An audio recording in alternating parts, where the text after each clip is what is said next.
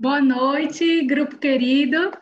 Nós estamos aqui mais uma terça-feira reunidos no nosso grupo de estudos, que tem por objetivo fazermos as leituras e também compartilharmos e refletirmos sobre as obras que são democraticamente escolhidas lá no grupo do Facebook. E hoje vamos retomar a leitura do livro da vez, que é a autobiografia do Bert Hellinger. Hoje, aqui, retomando na página 119, no último parágrafo, que começa assim, de volta à Alemanha. Lembrando que esse grupo é a iniciativa do Hamilton, que convidou muita gente boa que fez e continua fazendo parte, né, nos nossos corações, e a gente relembra com muito carinho e gratidão da Alice Satin, do Renato Bertatti, do Osvaldo, e hoje estamos aqui com a grata satisfação de termos juntinhos, novamente, né, igual semana passada, o René e o Marcos Castro. E, pessoal, lembrando que esses encontros, eles acontecem sempre nesse mesmo horário, através desse mesmo link do Zoom, e eles são gravados e depois são disponibilizados no canal do YouTube lá do Hamilton, tá?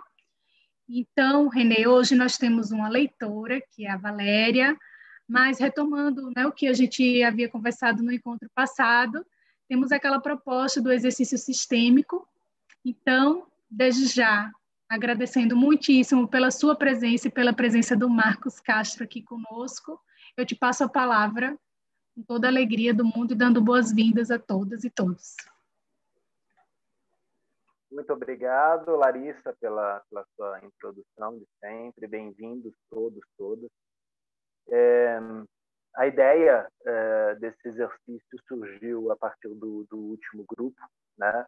Nós estamos fazendo muitas coisas online e algumas visualizações, alguns exercícios são possíveis, né? Então, estávamos falando no último grupo sobre o fardo que carregamos, né? Às vezes culpas, às vezes medos, às vezes raivas, vinganças, afetos, né? Afetos que quando a gente para e pensa por que eu tenho isso, eu não consigo localizar na minha biografia, na minha história de vida,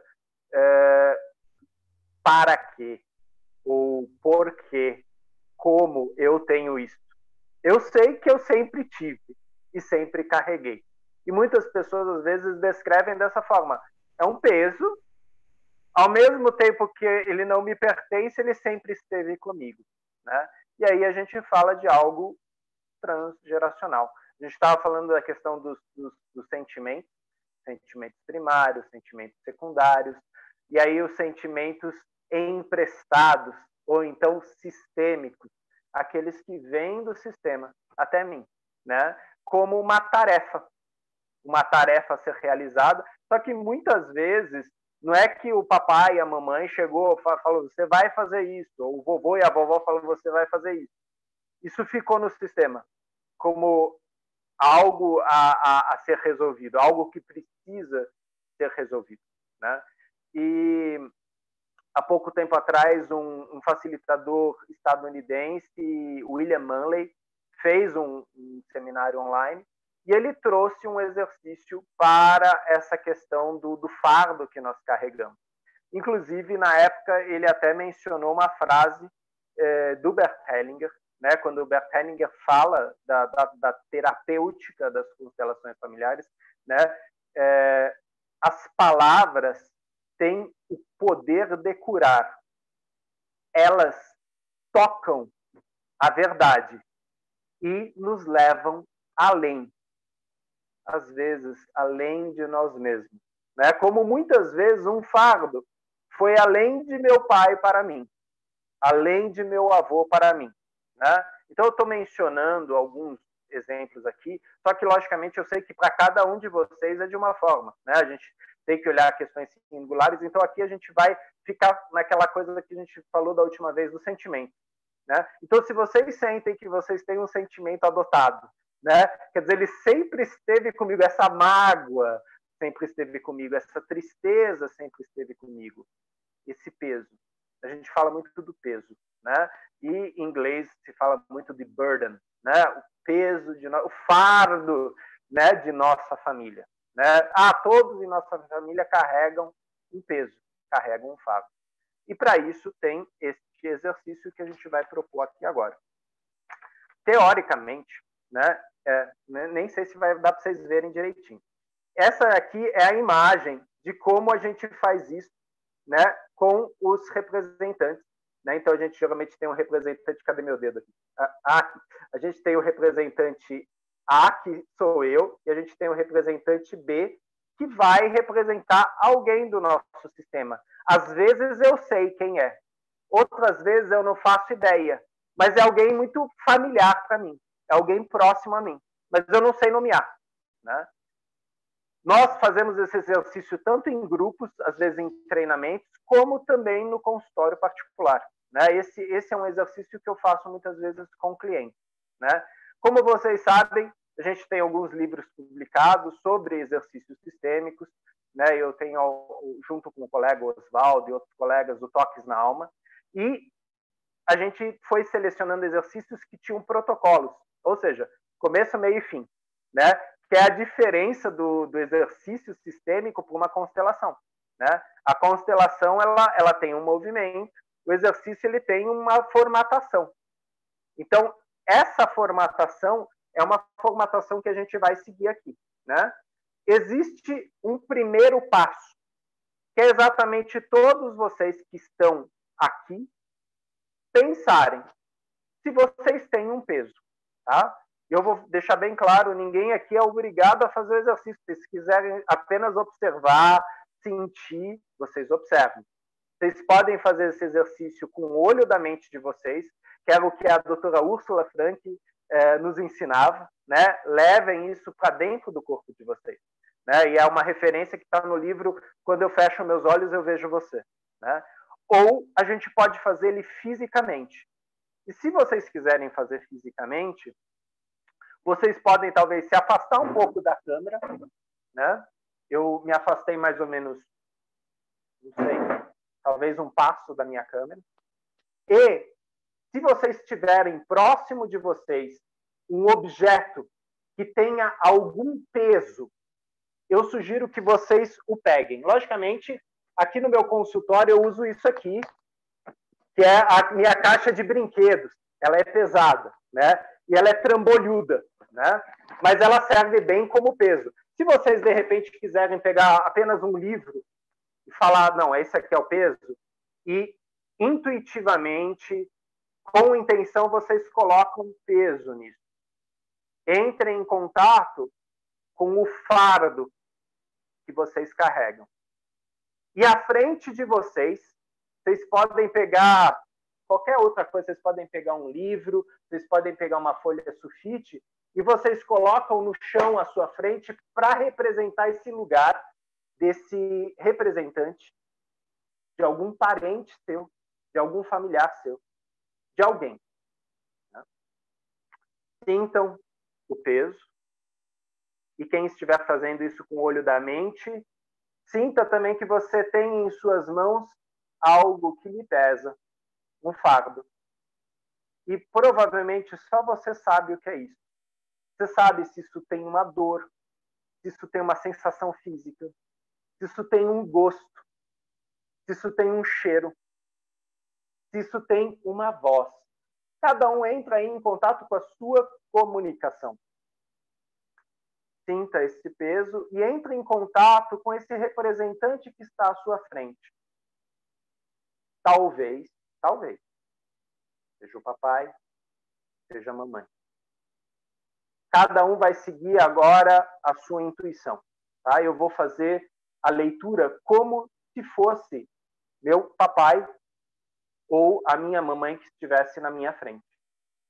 Sinto este peso e eu falo, querida mamãe, querido papai, querido Chico. Por amor, eu carreguei isso por muito tempo. Agora, eu percebo, isso pertence a você. E isso pertence à tua dignidade e ao teu destino. querido pai, querida mãe, eu carreguei isso por amor. Mas agora,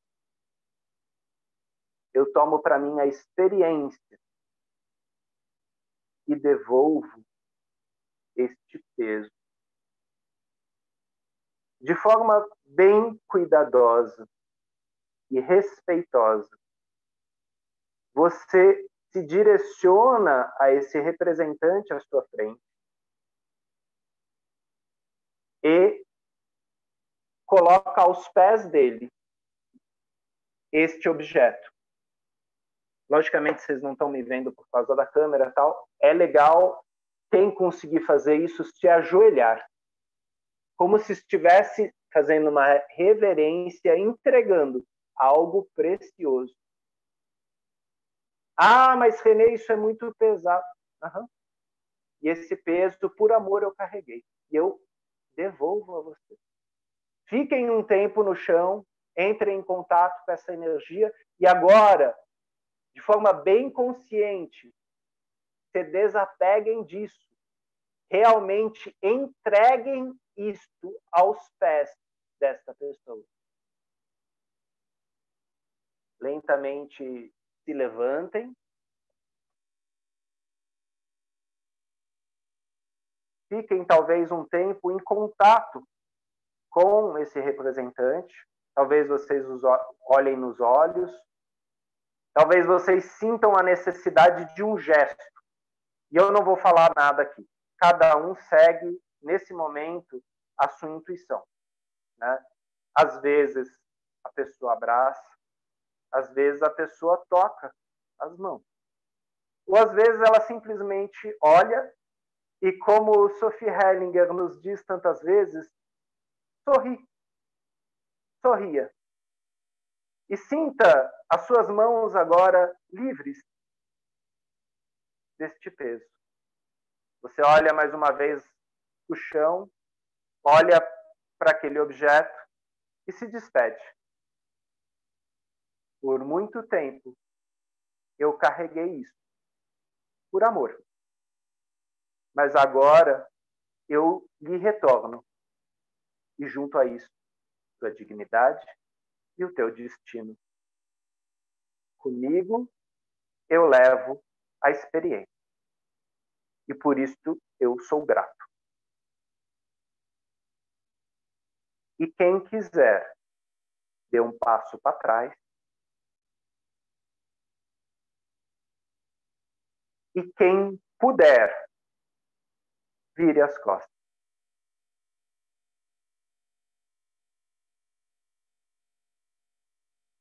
Entre em contato com o caminho. É o seu caminho de vida. Atrás de você estão experiências, estão vivências, algumas leves, outras pesadas, algumas alegres, outras difíceis. Mas você olha para o seu caminho à sua frente, e internamente você diz sim, da forma que for. E dá um passo à frente.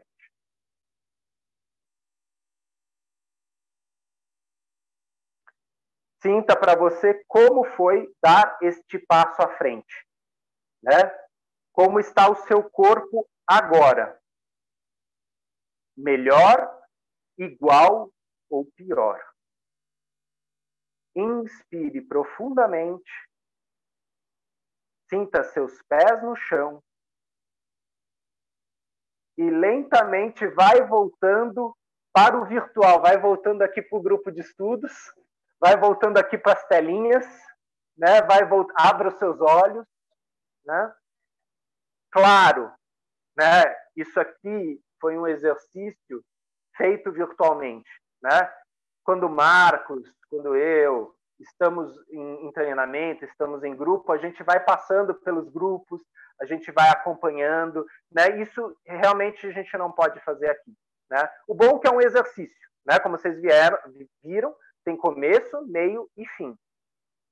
Renê, eu posso fazer esse exercício sozinho? Pode, seguindo o script. Porém, é melhor que haja alguém fora observando. Se o Marcos depois quiser colocar alguma coisa nesse sentido, o Bert Hellinger certa vez falou sobre a autoconstelação. E ele falou como era importante a gente fazer isso com muito cuidado, né? A nossa mente mente.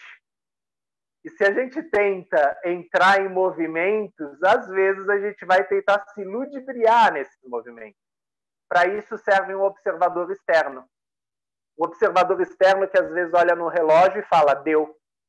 E lá em Bad Reichenhall era muito comum, né, que de repente o João Veza, o Deusler dividiam a gente em grupos e falavam, olha, você vai ser representante, você vai ser terapeuta, e você está fora observando o horário, observando o espaço, para que não vaze, para que não saia.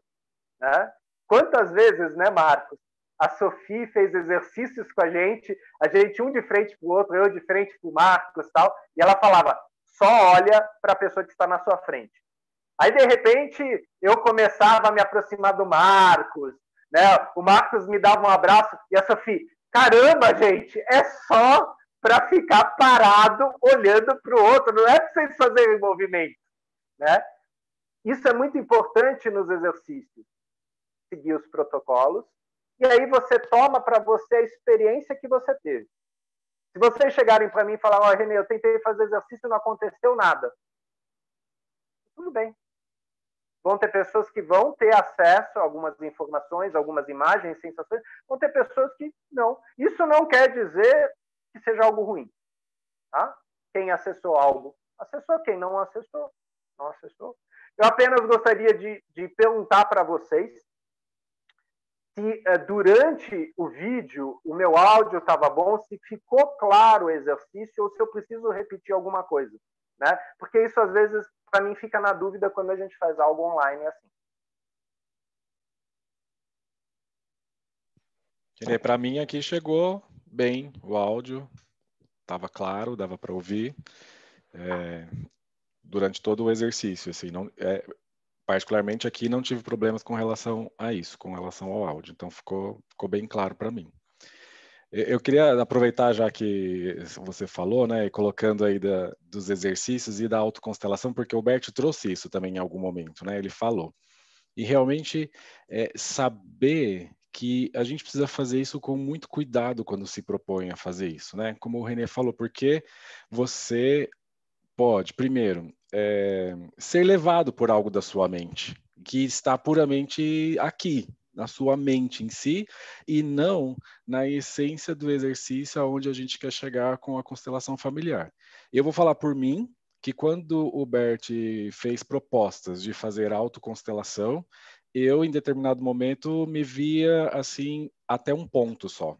Depois daquilo, eu já estava raciocinando ou criando algo e aí eu mesmo parava, não é? Porque senão você corre o risco de voltar com uma resposta que você entende que foi algo tão profundo e na verdade está tudo pensado e está tudo aqui arquitetado na sua mente, no seu racional. E uma vez eu já falei isso aqui assim, né? Olha, cuidado quando as pessoas começam assim, eu não preciso mais de ninguém. Né?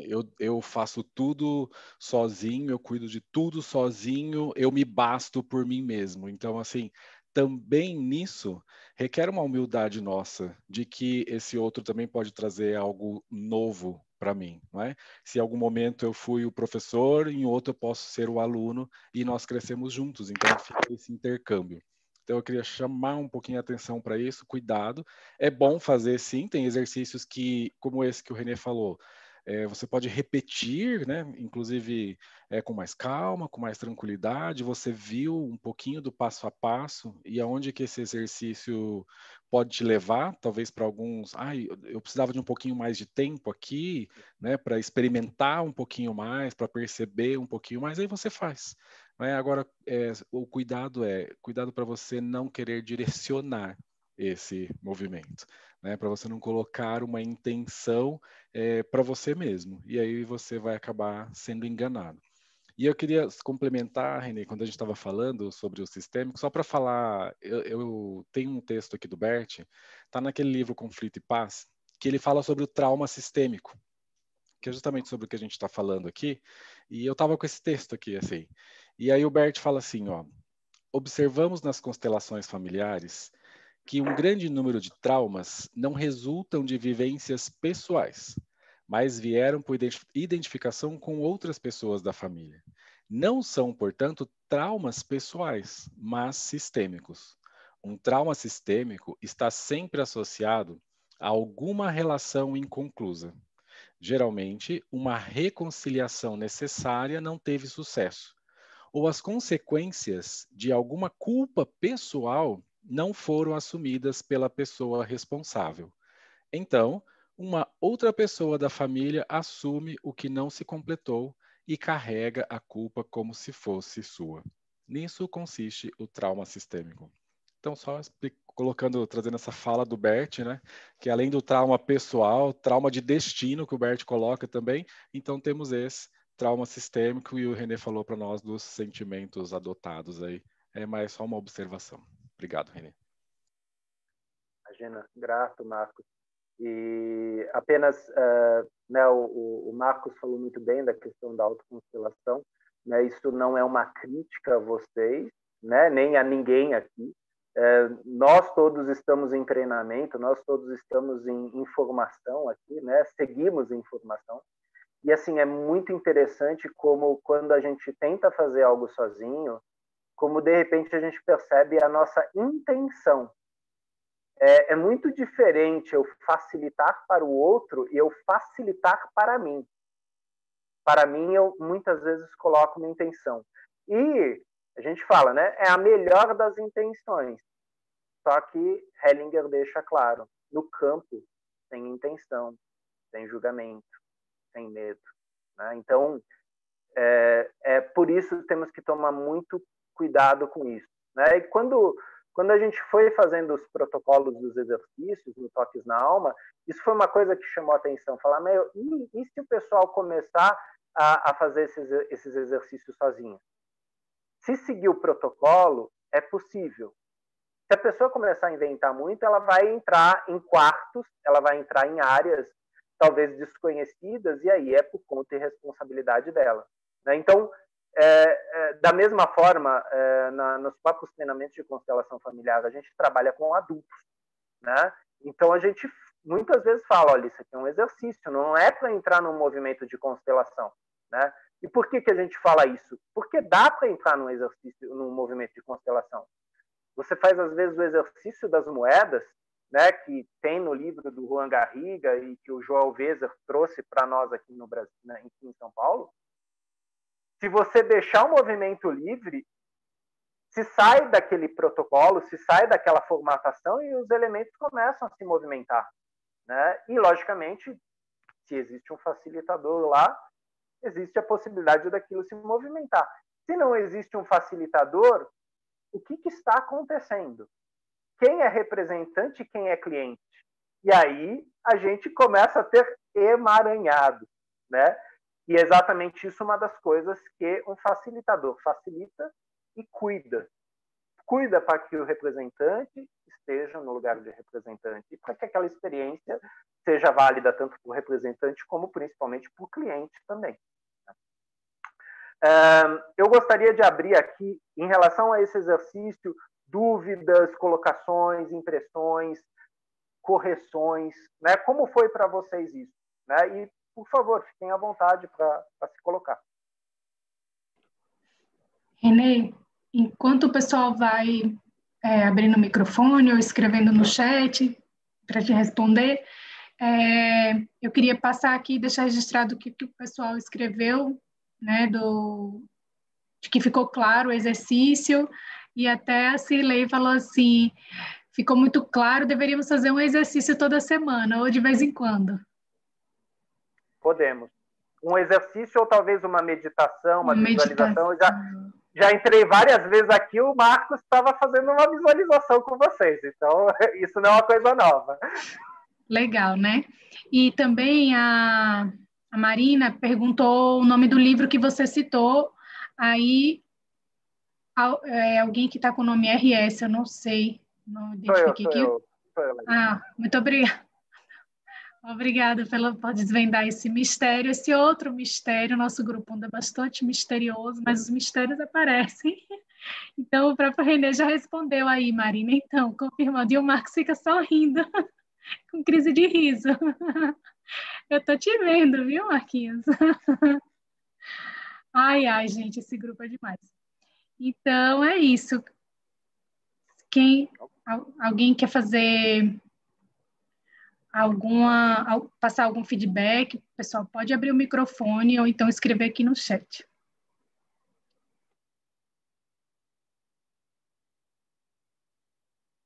Deixando bem claro, né, que todos nós aqui, nós aprendemos esses exercícios com os nossos professores, né? Bert Hellinger sempre nos seminários mostrava os exercícios, Renato Bertatti, Peter Itzhak Spelter, o Oswaldo Santucci, quer dizer, essa questão de se aprender com os exercícios, ela nas constelações é meio que um lugar comum, né? É o vivencial, né? Que é o que a gente está sentindo tanta falta agora, né? Esta vivência, sim, o toque, o corpo, né? Mas a doutora Úrsula Frank, ela falava, é possível você fazer muitas coisas com o olho da mente, né? Lógico que dependendo da comunicação da pessoa, às vezes é mais profundo e às vezes é mais superficial, tá? Então, isso pode ser trabalhado e tem certas pessoas que falam, não consigo, né? Da mesma forma que vai acontecer, às vezes, numa sessão, numa consulta, do cliente virar e falar, olha, se começar com essa palhaçada de bonequinho aí, eu não vou fazer. Não vou ficar brincando com Playmobil. Não tem problema, a gente adapta, a gente faz grafismo, a gente usa âncora de solo, usa cadeira, usa sapato, usa almofada, né? A constelação familiar, ela bebeu de muitas terapêuticas, né? Bebeu muito do psicodrama, então essa coisa das representações, utilizar objetos como âncoras de solo, né? Isso é feito, né? E tem pessoas que têm dificuldades, resistências com alguns objetos e não tem problema. Aí a gente adapta com a linguagem dessa pessoa. E eu estou falando a partir do meu consultório, porque tem muita gente que não gosta dos bonequinhos, né? Meio que fala, você tá me tirando, né? Aí você fala, não, calma. A gente gosta dos bonecos, não tem problema nenhum, né? Vamos utilizar outras referências. O que você gostaria? E tem pessoas que, às vezes, com a visualização, com a imagem interna, com esse olho da mente, conseguem aprofundar muito esse trabalho, né? Como a gente viu muitas vezes o Bert Hellinger fazer, né? Sendo na Alemanha, sendo aqui no Brasil, dele estar ao lado da pessoa, às vezes não falando nada, mas em contato com a pessoa, ou às vezes falando algumas palavras, conduzindo imagens junto com aquela pessoa. Depois falando, pode voltar para o seu lugar, né? E aí as pessoas falavam, mas isso não foi uma constelação. Não sei. Isso aconteceu entre Bert e o cliente. E muitas vezes aconteciam milhares de coisas lá. Quem senta ao lado do terapeuta sabe, né? Que não é só o que eu falo, não é só o que ele diz. Existe um campo atuando lá, né? Quantas vezes não acontece do cliente falar, olha, antes do workshop, já começou a cair um monte de ficha, eu sonhei com tal coisa, eu escrevi um monte de coisa, e eu já tive a experiência, inclusive isso eu levei uma vez para a Sofia, né, de clientes que falaram, olha, essa constelação que aconteceu aqui, eu sonhei ontem, né? Então, a pessoa já está no campo, ela já está reverberando nesse campo, né? E a constelação, ela é a concretização no corpo do representante, é a experiência acontecendo lá, e muitas vezes movimentando coisas que até então estavam encrudecidas, né? Estavam presas, né? Numa dinâmica que não tinha flexibilidade.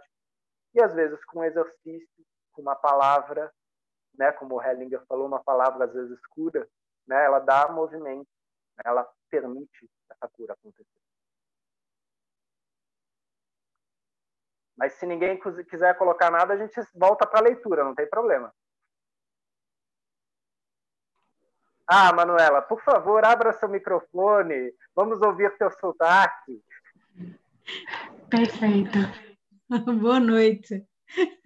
Boa noite.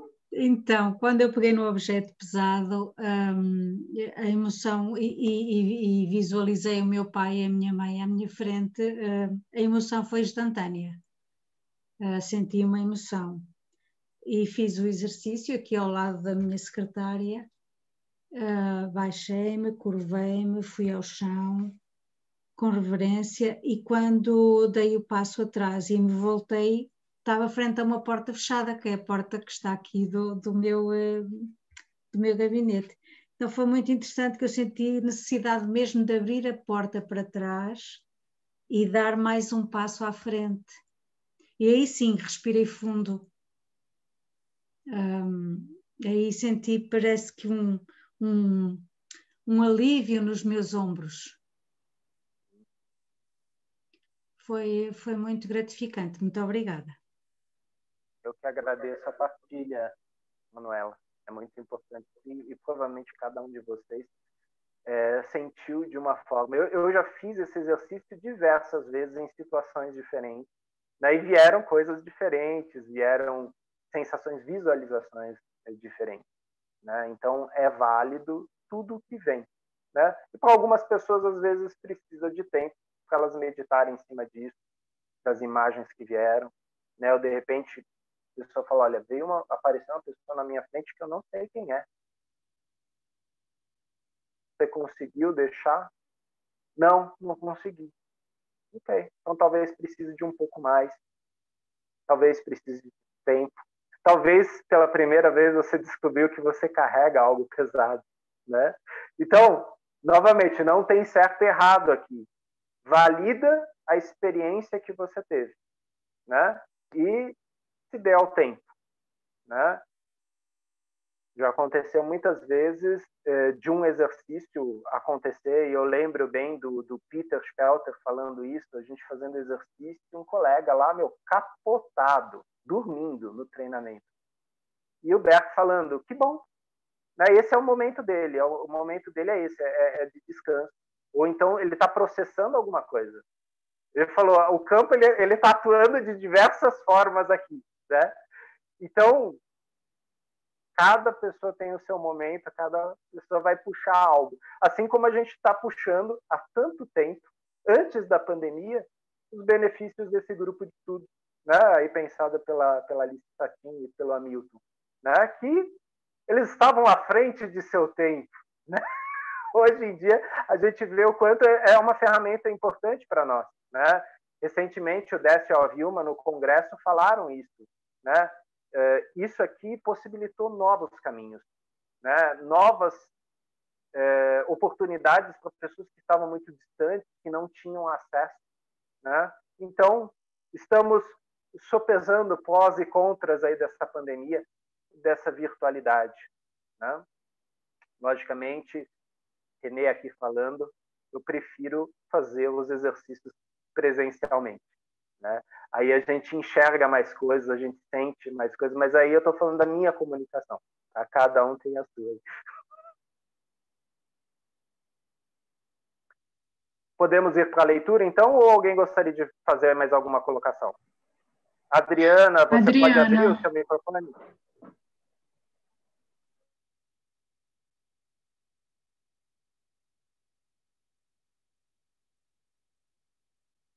Adriano, eu estou pedindo para você ativar o som. Está aparecendo alguma mensagem agora? Foi. Sim.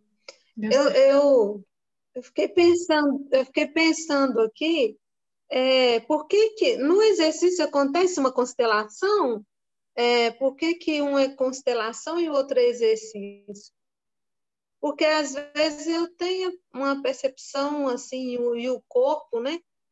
No exercício igual na constelação. Os exercícios sistêmicos, as práticas sistêmicas, as dinâmicas sistêmicas são formas de levar os alunos, terapeutas, representantes, a aprenderem a sentir o campo, a movimentar-se no campo. E sim, existem exercícios, e quando eu falo exercício, é essa que tem um protocolo, né? Tem começo, meio e fim, né? Ou seja, tem um script, né? Você não tá livre nos seus movimentos, você não está livre na fala, você vai fazer exatamente aquele roteiro. Existem exercícios que para algumas pessoas são como se fosse uma constelação. Elas falam, nossa, nesse exercício está condensado uma cena da minha vida. E tem para outras pessoas que é realmente uma gotinha que elas estão pegando e falando, ah, legal, eu tive essa sensação que eu nunca tive antes, eu tive essa percepção que eu nunca tive antes. Né? Tanto que muitas vezes nesse exercício aqui, são de 2 a 3 lugares. Né? Então, você tem o cliente, você tem o representante e você tem o facilitador. Você pode colocar mais um 4º lugar, que é o do observador. Né? E cada um desses lugares gira a dinâmica. Né? E, geralmente, depois do exercício sistêmico, a gente faz a rodada, né? Que é aquela coisa de cada um falar como foi sua experiência, como foi minha experiência como cliente, como representante, como terapeuta, como observador. Essa é a característica do exercício. Na constelação, é a relação do cliente com o facilitador. Os representantes, eles entram no campo e eles são retirados ou então deixam o campo e o fundamental acontece entre o facilitador e o seu cliente. Né? Então, se você chegar para mim e falar, nossa, esse exercício atuou como uma constelação, é uma percepção sua. E não está errada. Né? Agora, é um exercício, não é uma constelação. Né? A constelação, a gente não fecha o script assim. Né? Então, sempre que a gente fala de esquema, script, prática sistêmica, a gente está propondo algo que, inclusive, pode ser refletida, pensada, calculada. Né? E, logicamente, isso também é um campo, isso também traz muitos benefícios para todos nós. Né? Principalmente por aprendizado. Né? Então, aqueles que fizeram 1, 2, 3, 4 formações aí de constelações sabem que a gente faz muito exercício, né, o tempo todo. E tem muito exercício que surge do campo, né, que a gente está lá fazendo, de repente surge. Assim como surgem, né, o Marcos aqui, ele tem isso muito forte, né? Surgem poesias, né, do campo, surgem frases, e por que não? Né? Aquilo é uma manifestação e aí eu transcrevo aquilo e isso pode circular entre os colegas. Né? Mas a sua colocação, né, se para você foi dessa forma, foi dessa forma. A única questão que eu coloco é que o exercício tem começo, meio e fim. Né? E é importante isso. Né? Por que é importante o fim? Né? Para você não ficar solta. Né? Tipo... viajando, não, acabou, volta, a terra aqui, né? Ah, daqui eu vou refletir o que aconteceu comigo. Legal, né? E é por isso que o Hellinger também, muitas vezes, encerrava ou se retirava do campo, num ponto muito específico.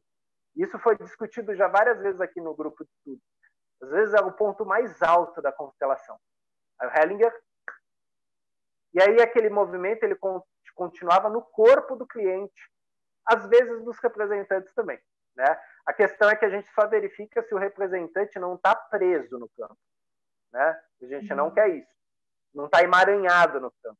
Mas muitas vezes, eu posso te falar que tiveram representações que ficaram muito tempo na minha cabeça, porque tinham relação com questões minhas, pessoais minhas. Então, atuou para mim, aquela representação foi como se fosse uma constelação para mim. Era a constelação da Adriana, mas eu aproveitei muita coisa dessa constelação. Né? Por isso que a Sophie Hellinger muitas vezes falou aqui em São Paulo, se vocês estão conectados com o que está acontecendo aqui na frente, eu trabalho com todos vocês. Agora, se você estiver desligado, se você estiver em outra, está tudo bem.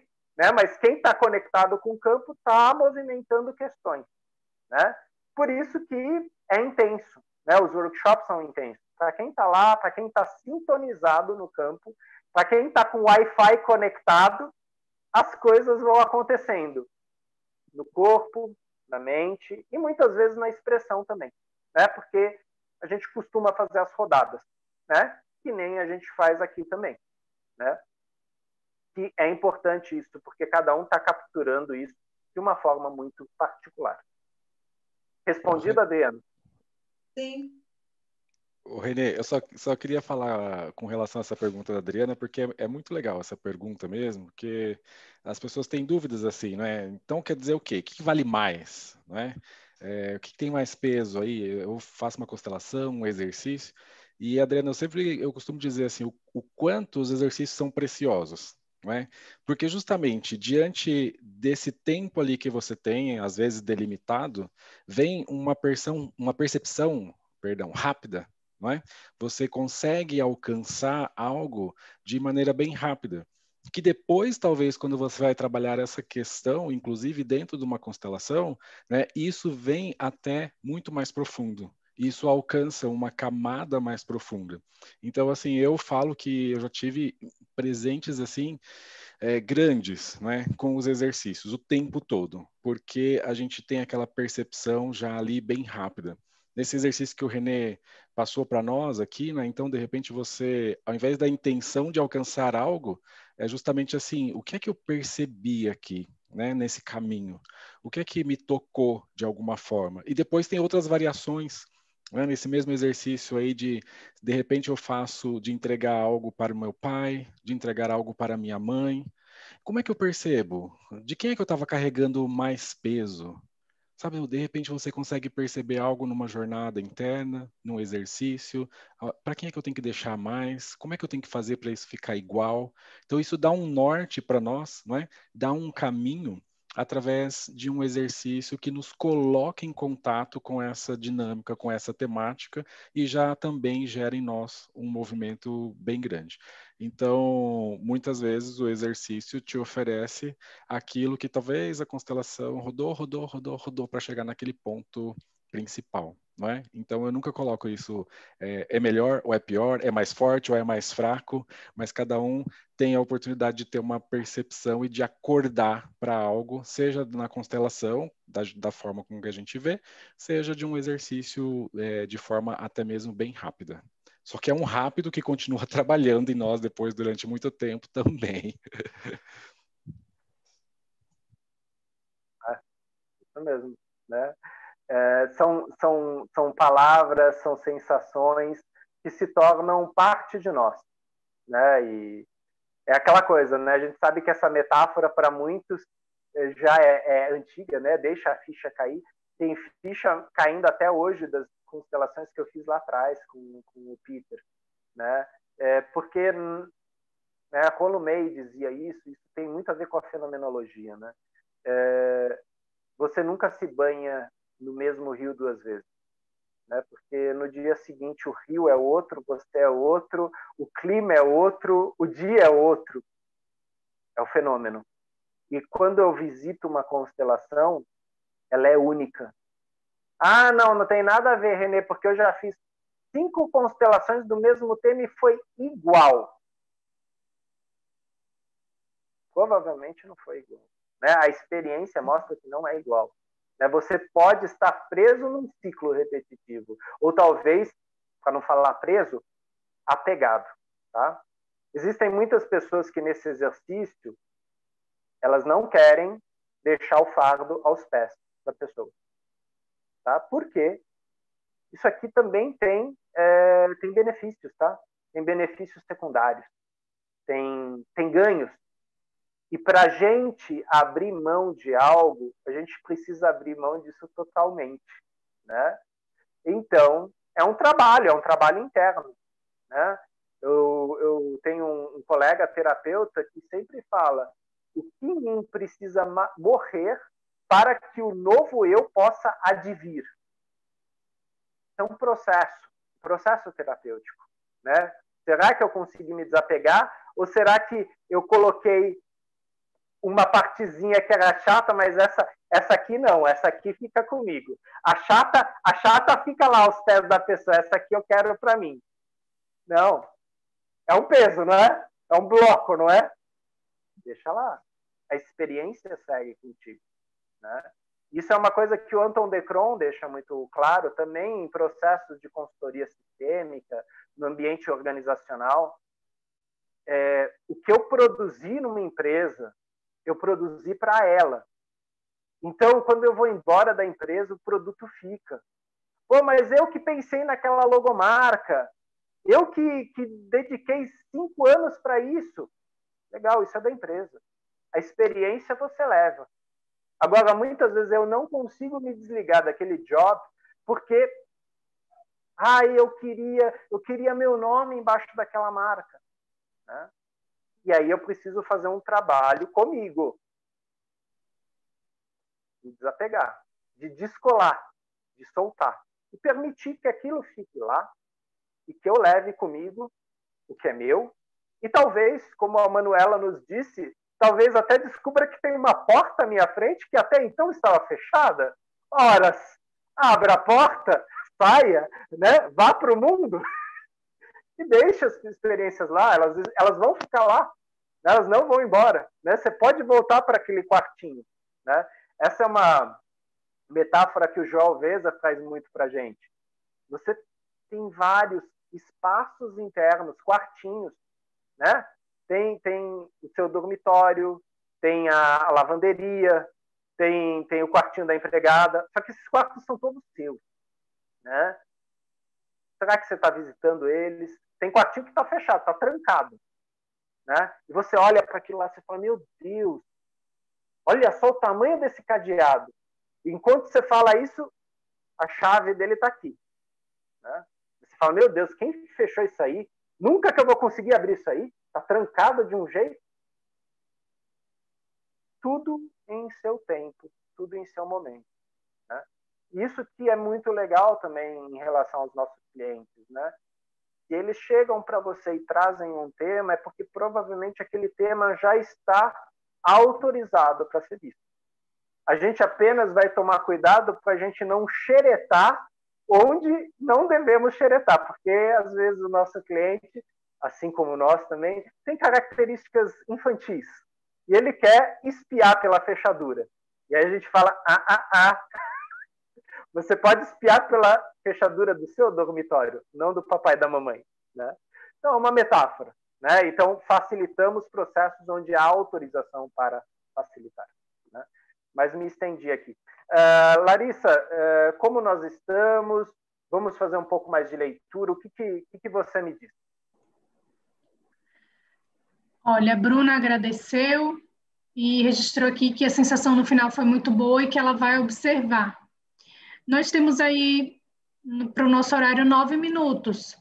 Se for o caso da gente avançar um pouquinho, mais 1, 2 páginas, o que você acha? Sim. Até porque a Valéria se prontificou aqui, está aqui. Por favor, Valéria, vamos ler então umas 2 páginas e aí a gente faz uma rodada a partir daí. Ok, pessoal que chegou depois, um pouquinho depois, a gente está na página 119, aqui no parágrafo final.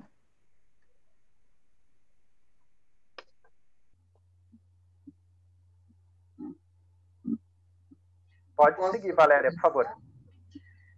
De volta à Alemanha, transformei o porão de minha casa em um espaço para terapia primal. Ele recebeu isolamento acústico e revestimento de couro vermelho escuro.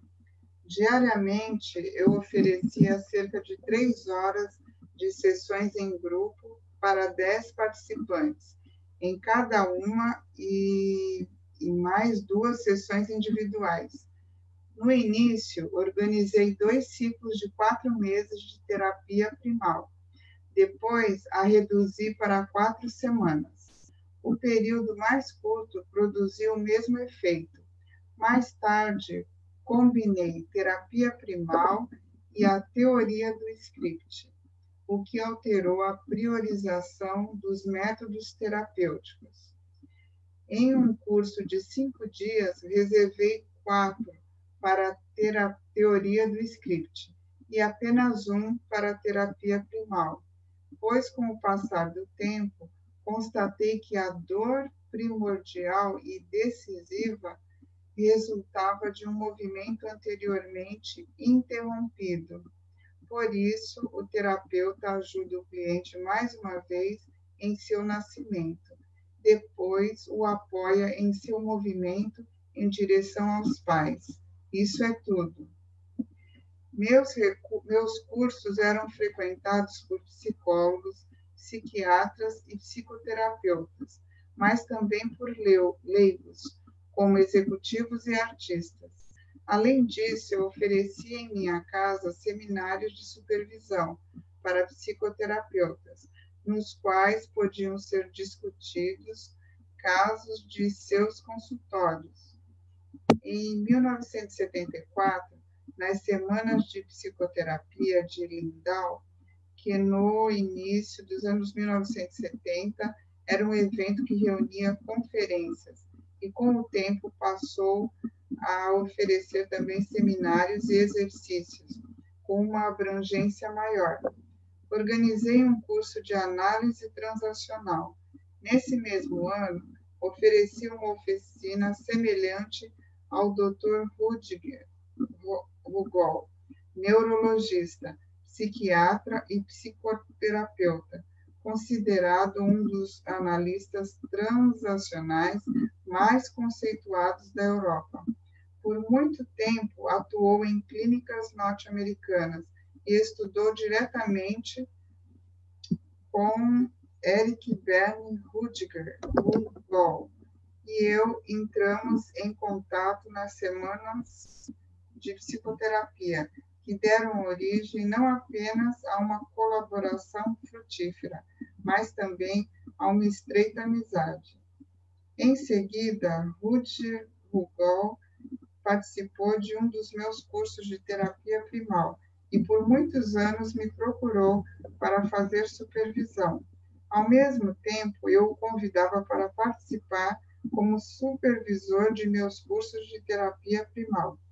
Em 1977, também o procurei para uma formação adicional em análise transacional, a fim de ser admitido na Sociedade Alemã de Análise Transacional. Porém, nessa ocasião, ocorreu o mesmo que no Círculo de Psicologia Profunda de Salzburgo. Embora Rudiger Rugol fosse meu orientador, mais uma vez, para minha sorte, acabei sendo rejeitado. Durante todos esses anos, aprendi outros métodos terapêuticos, pois até completar 50 anos, ainda não me sentia pronto. Continuava minha busca e ainda não tinha resposta sobre mim mesmo. Tudo o que aprendia experimentava em mim e nos outros.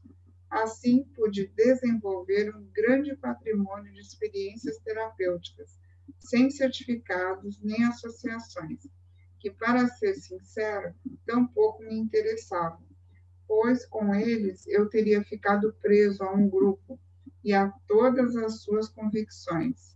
Porém, nunca deixei que se intrometessem em minha linha de raciocínio. A hipnoterapia, segundo o psiquiatra americano Milton Erickson, 1901-1980, me impressionou muito. Ele partia do princípio de que toda pessoa traz no inconsciente a possibilidade de curar a si mesma, que pode ser ativada pelo transe. Nesse sentido, enfatizava a individualidade do cliente e a necessidade a ela relacionada de um acesso especial. Milton Erickson tratava seus clientes com muito respeito e levava em conta até seus menores movimentos, pois eles costumam ser os mais importantes e revelam o verdadeiro desejo. Com frequência, opõe-se ao que o cliente diz. Por exemplo, quando alguém narra um fato e, ao mesmo tempo, balança a cabeça em sinal de negação, muitas vezes isso não corresponde ao que diz. A partir dessas experiências, mais tarde reuni muito conhecimento para a constelação familiar. Da hipnoterapia de Milton Erickson, também adotei o princípio dos conceitos simples. Por isso, na constelação familiar, Não há termos técnicos incompreensíveis. Qualquer pessoa pode entender tudo de imediato e com facilidade. Assim, por exemplo, não falo de identificações, mas de sentimentos assumidos. Tá bom, Valéria, obrigado. Rüdiger Rogol hoje é um dos professores da Hellinger Schule. Nós tivemos ele aqui no Brasil, se eu não me engano, no Congresso do DNA das Constelações. Né? O Marcos vai me corrigir se ele também teve em outros momentos aqui. Ele é considerado, na Alemanha, uma das grandes assumidades na análise transacional, né? Na AT. E é interessante como o Hellinger aqui deixa bem claro que ele começa o trabalho de grupo com Janov, né? Com a terapia primal, que é algo mais da catarse, né? De poder expressar certas emoções e poder expressar gestos, raiva, tristeza. Só que aí, quando ele vai para a AT, né, para análise transacional, ele vai começar a ver esses estados.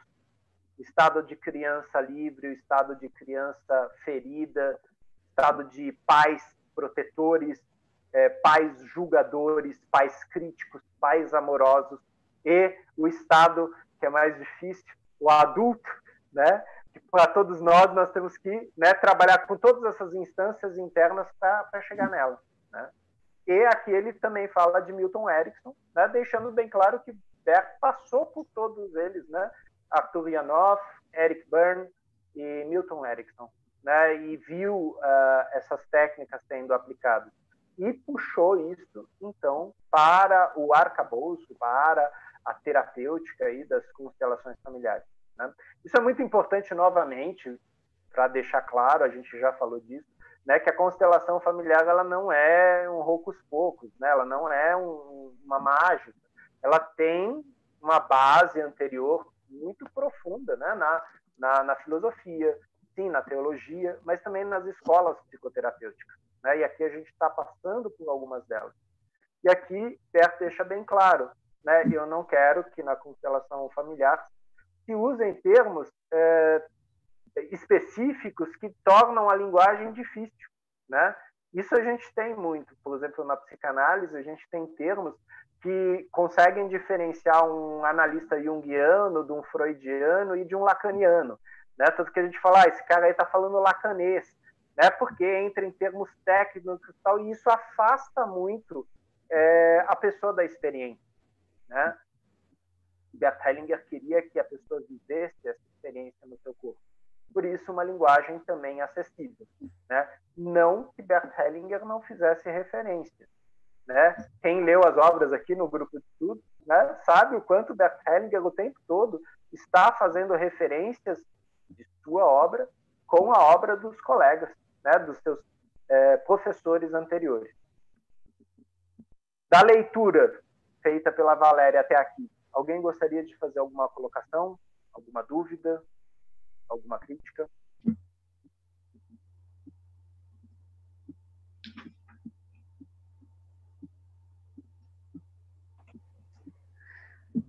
Renê, não estou vendo nada no chat e também não estou vendo ninguém com mão levantada no grupo. Okay. Então, acho que a gente para por aqui, né? Foi uma leitura breve aí da Valéria, né? E eu vou deixar o mais pesado para o Marcos, né? Ele segue com vocês na semana que vem, com as outras escolas aí da psicoterapia. Mas essa é uma parte muito legal, até para a gente aprofundar os nossos conhecimentos de terapeutas nessas áreas, né? Então, eu compartilhei aí no chat uma das palestras do Rüdiger Rogol, e é legal que o Rüdiger Rogol ele é super didático, né? E ele vai falando exatamente onde você encontra isso, né? Por exemplo, Bert Hellinger fala muitas vezes sobre contos de fada, né?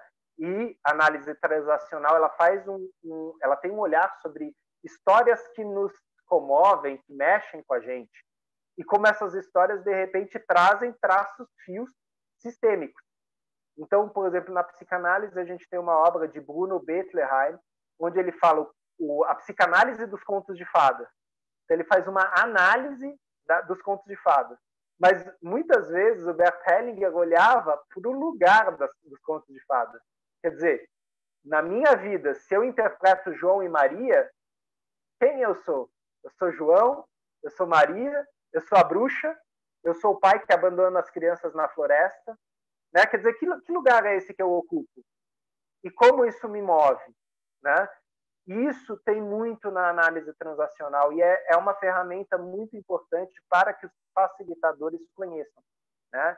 Não diminuindo as outras. Né? Vocês estão vendo que o Bert está trazendo todas elas, elencando todas, mas realmente, quando a gente começa a trabalhar no campo, a gente vê o quanto a análise transacional ela nos ferramenta como terapeutas, para, de repente, perceber, olha, essa cena que está girando aí, esse conto que está girando, às vezes é um conto sistêmico. A vovó achava que as coisas eram que nem no conto de Cinderela. A mamãe achou que as coisas eram que nem no conto de Cinderela. Eu fui educada como se fosse um conto de Cinderela. Ou então, né, heróis que matam dragões. Quer dizer, quais são esses lugares que a gente ocupa no nosso teatro da vida? Né? Ou seja, qual que é o meu script nessa vida? Isso é uma pergunta para cada um de vocês. Para cada um de vocês fazerem para vocês mesmos. Qual é o meu script? Qual é o meu lugar agora?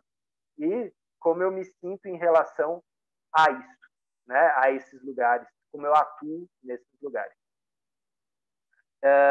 E boa, Marcos. Né? Abre o microfone. Já leram esse livro aqui, ó? Que bom que eu sei. A visão sistêmica, como que é? Nos contos de fadas. Aí tudo que o René está trazendo para nós. Claro que tem muita historinha que talvez não seja assim própria da língua portuguesa, né? Mas tem outras sim que são bem iguais, assim, bem semelhantes. E ele vai falar dessa visão sistêmica desses personagens e dessas identificações também. Alguém já viu ali? Eu coloquei no chat ali o nome. Perfeito isso que o Marcos acabou de colocar. A gente tem já brasileiros fazendo o trabalho de contos de fada a partir do folclore brasileiro, né? Porque a gente tem aqui o folclore afrodescendente, indígena, né? Então é aquela coisa, a gente vai ler os contos dos irmãos Grimm. Isso faz sentido para um descendente de europeu. Agora, uma pessoa, né, que tem raízes tanto africanas quanto americanas, ela tem outros contos que marcam ela, como, de repente, Urupês, Saci Pererê, ou então dos orixás. Né? E aí a gente tem uma outra temática bem legal que alguns facilitadores estão desenvolvendo aqui no Brasil, que a gente chama de constelações arquetípicas, né? Trabalhando estas imagens que vêm dos mitos, que vêm das histórias, que vêm dos contos. Né? Bem lembrado, Marcos, né? Jakob Schneider e Zingli Bibi Schreiber, se eu não me engano, né? Esse livro. Talvez um livro para a gente ler também numa próxima vez, né? Em nosso grupo aqui. Né? Mas aí a gente põe na votação aí. Passo a palavra agora para Larissa. Muito obrigado, Valéria, pela sua leitura. Obrigado, Marcos, pelas colocações, contribuições. Bate-bola aí. A palavra é tua, Larissa. Obrigada, Renê. A Thaís falou que é a primeira vez aqui no grupo e perguntou como que podia acessar os outros encontros. E aí eu coloquei aqui o link do canal do Hamilton no YouTube, Thaís. Seja sempre muito bem-vinda. E você também encontra os outros livros mais antigos que o grupo fez a leitura no canal do YouTube da Alice Satin. Se você colocar o nome assim, você vai encontrar. E a Cláudia registrou assim no chat: as histórias dos orixás trazem excelentes arquétipos, me ajudam muito. Vamos lembrar, né, pessoal, de colocar esse livro, então, na próxima lista de leitura. Sim. A gente tem muitas referências, né, dos contos de fada, das histórias e também dessa questão mais arquetípica e tal, já nas constelações aqui no Brasil, né? Então tem muito estrangeiro vindo para cá porque está se desenvolvendo um campo mais tupiniquim, e faz todo sentido, né? A gente desenvolver também esse material que é da nossa riqueza histórica, né? Tanto indígena, afrodescendente, como das várias outras culturas que nos influenciaram, como Azteca, Maia, né? Conforme a gente vai viajando aqui pelos nossos países vizinhos, a gente vai encontrando pontos de vista muito parecidos, rituais muito parecidos, né? E isso, para um facilitador, para um historiador, ou aquele que reverencia a história, é muito rico. Eu vou compartilhar aqui também o canal da Alice Satin, tá, Larissa? Obrigada, Renê. E o Renê agora, RS é o Renê, compartilhou agora o canal da Alice também. Então, acho que é isso, não é, pessoal? A Simone também falou que é a primeira vez dela. Seja muito bem-vinda, Simone. Que legal. Que bom que vocês falaram e aí a gente pode fazer essa acolhida. Sejam sempre muito bem-vindas nesse mesmo link, sempre o mesmo horário. É isso. Então, Renê, Marquinhos, Valéria, todo mundo que está aqui, que acompanhou, muita gratidão. Até a próxima terça, então. Nós paramos na página 121, no caso, vamos retomar na semana que vem na página 122, e é isso. Tchau, até a próxima semana, cuidem-se bem, beijão. Tchau, boa noite. Gratidão, Tchau, boa queridos. noite.